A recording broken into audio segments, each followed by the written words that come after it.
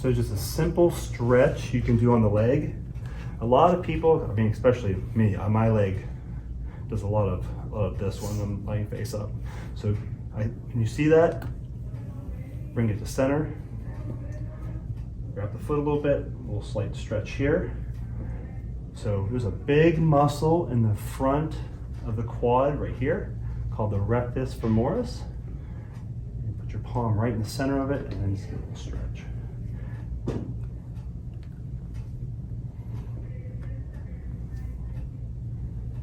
the same thing, you can grab, like we do one when they're face down here.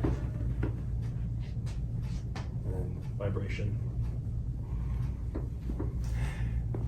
If someone has a locked hip, this is a really good stretch to do. You can get under here a little closer, pull back, and release. And then release. So when you do these ones, face down and face up, just take your time and be slow.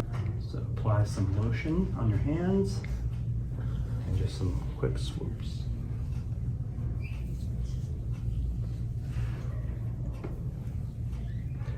Now, typically in your 50-minute routine, you're only going to have 2 or 3 minutes on each front leg. So you don't have a lot of time to work.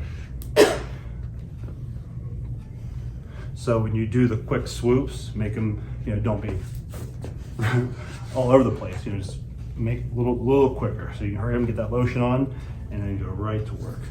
So right here on the tibia, big muscle that runs up right through here is called the tibialis anterior. So anterior means front of the body, posterior means back. There's also posterior tibialis. So in the tibialis anterior, so I like to just be here because I'm going to see my hand and just get right up the tibialis anterior. So especially runners, has anybody ever had shin splints? Oh my God. They're painful. Those hurt. This is a great move for shin splints. And when we get into our deeper tissue and trigger point therapy, really getting into the tibialis anterior, it feels so good when you have shin splints. I like it done even when I don't have shin splints. But right now we're just learning Swedish and basic touch. It's really getting in there. Again, pushing from my back leg.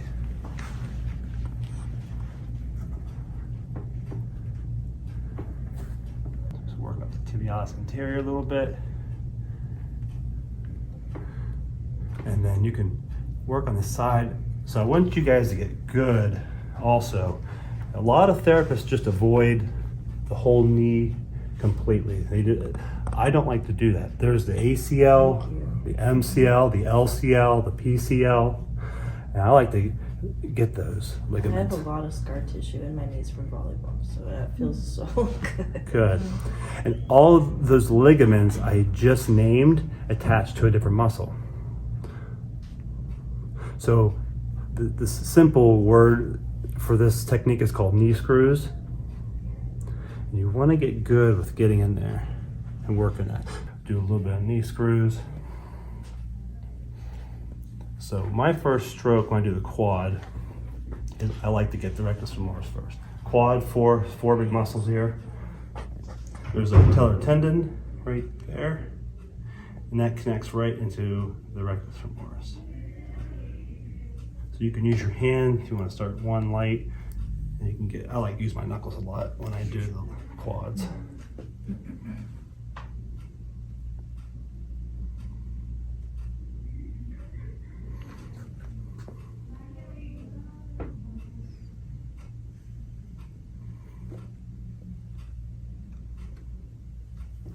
Looks good. How'd that feel? Felt great. Good. So one down the rectus femoris. Now you can go down one down this way. Turn the leg. Again, this is when I like to use my elbow into my hip. Be nice to me, please. And if it's ever too much, you just let me know.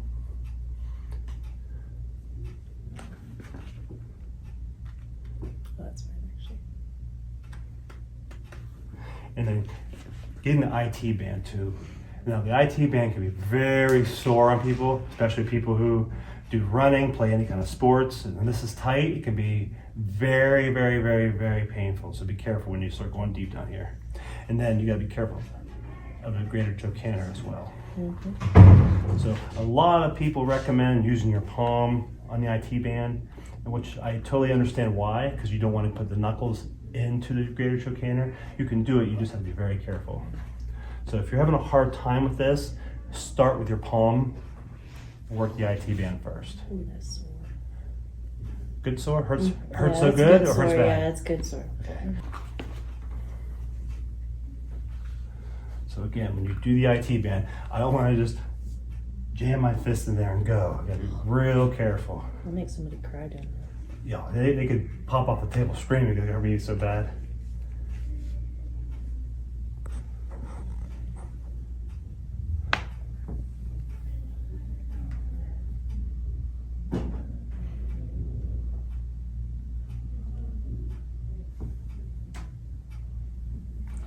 And we can get into some massage.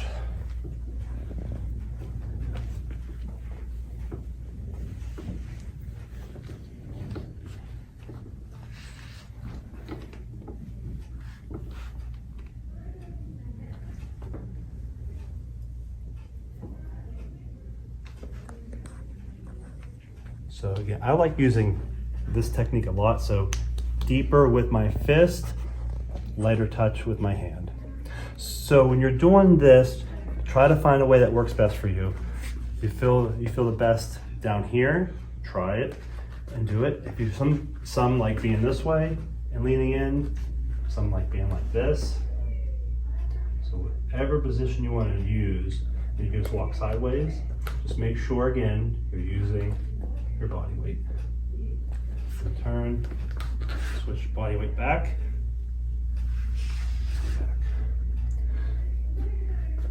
And if you want to use your thumbs, just keep it light so you can just kind of feel the muscles in the tissue. And come up and back. And this is called stripping. It's a big technique a lot of therapists use. And it does feel good. I will say it does. I like stripping, but it's a good way to burn your thumbs out quick. Especially if you go deep. If you do light stripping, watch, I'll go a little deeper. It'll feel probably a little better. It does feel good, but it just kills your thumbs.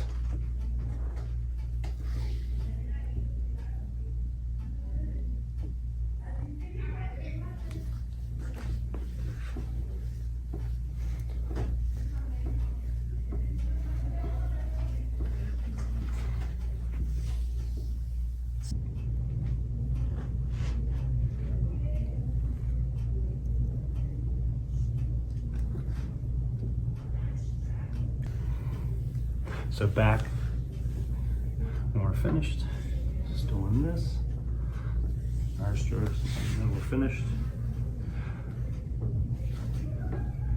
And when I do some feet, face up, since I'm just working on the feet, there's no need to have the whole leg undraped. So when if I'm doing a little bit of a routine and I'm coming down, swooping the foot, then this is okay. I'm gonna come up, work a little bit each area, come back down, get the feet a little bit.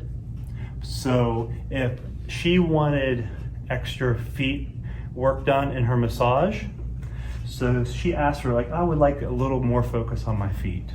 So what I would do is, after I did the leg routine, re-drape the leg.